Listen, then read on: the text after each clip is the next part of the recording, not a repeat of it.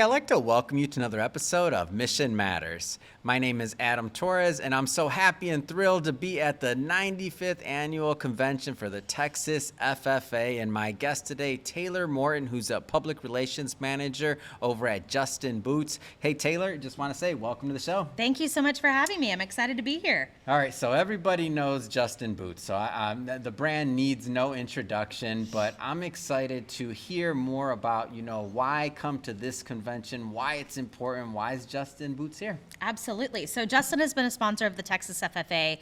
I'm not exactly sure how many years, but a while. We guessed about 40. I'm not exactly sure that that's right, but somewhere kind of in that, between 10 and 40 years, somewhere there. And we just love Texas FFA. We're the title sponsor of this event.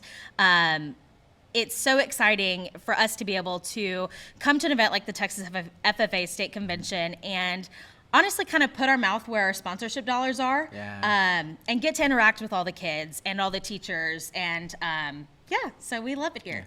So you personally, when did you learn about Texas FFA? What did I learn about Texas FFA? When? Mm-hmm. So I learned about Texas FFA when I was in high school. I actually was born and raised in Fort Worth, just a few miles down the road. And last year's convention, I was there, Fort Worth. Yeah, and my high school didn't have Texas FFA. We didn't have an FFA chapter. So me and a few of my friends actually tried to start a chapter when we were sophomores in high school, and we didn't have the advisor support, so we didn't get it done. So really my intro to FFA was working at Justin, which I've been with the company for 7 years, and I've gotten to attend a lot of FFA state conventions, but really, that was my intro to FFA. What's one of your favorite parts about coming to convention? The kids, no doubt. Yeah. I'm sure that's the answer That's from the everybody, theme, right? I'm just saying. It's the kids and the energy. My very first Texas FFA state convention that I got to attend with Justin, the kids are just beyond spectacular. The energy that they have, they're intelligent, they're polite, they're well-spoken. You just can't get better kids than Texas FFA students. At all. I'm seeing it, and I see it, and I don't know if it's the level of maturity, the leadership, the professionalism. So Justin's is, as you mentioned, title sponsor, obviously putting the dollars behind the brand and everything else.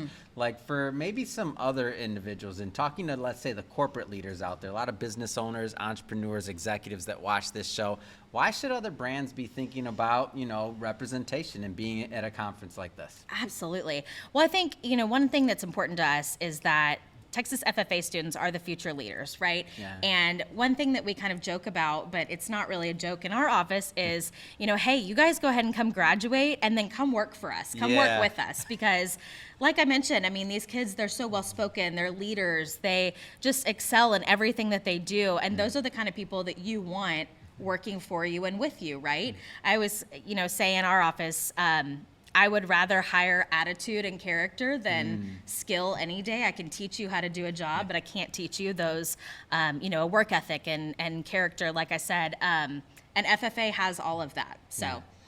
Let's spend a little bit of time. I want to pivot a little bit here and learn more about Justin Boots. What's on the horizon for it? Many know the brand, but it's not every day I have the PR manager on the line. Absolutely. Tell us a little bit more about the brand and maybe the vision going forward. Yeah, so a little bit of history. We've been around since 1879. We started in Spanish Fork, Texas. We're a heritage company. We're a legacy company. We also own Tony Lama boots, Nakona boots, and Chippewa boots. So we have 4 big legacy brands under our umbrella, which is a lot of fun to work on.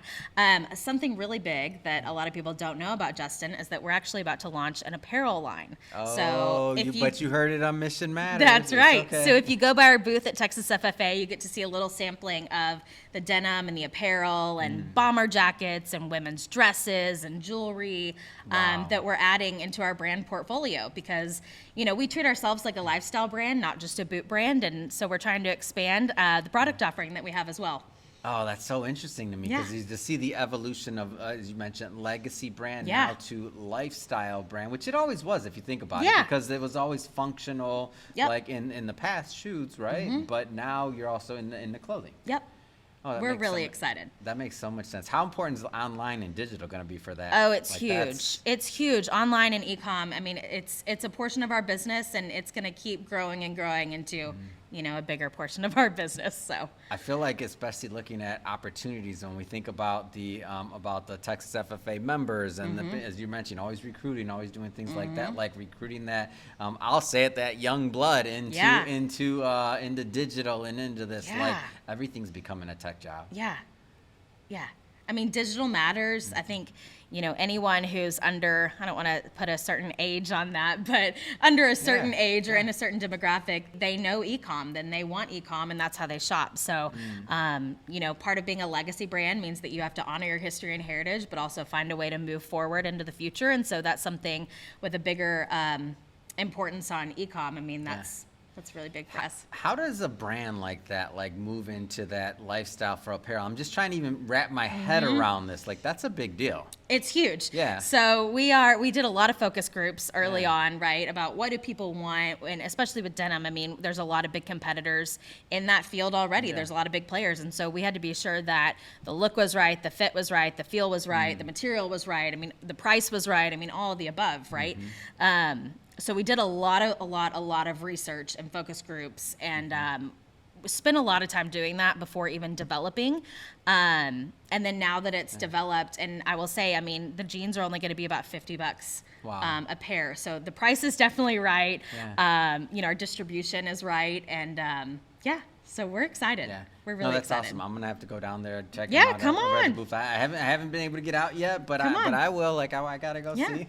And then I will say from there, I mean, denim's kind of first, and we have some outerwear and apparel, and then slowly adding more and more. I know that women's jeans is on the horizon very, very, very soon. Ladies' dresses were just introduced, and I know we have more coming soon, so we're excited. Oh, that's awesome. That's exciting. Yeah. Well, really appreciate you coming on the show today and taking some time out. I know it's busy, and also happy to break some news and get to see about this apparel and everything else coming on. Thank you so much for having me. Really appreciate you coming on the show. Absolutely.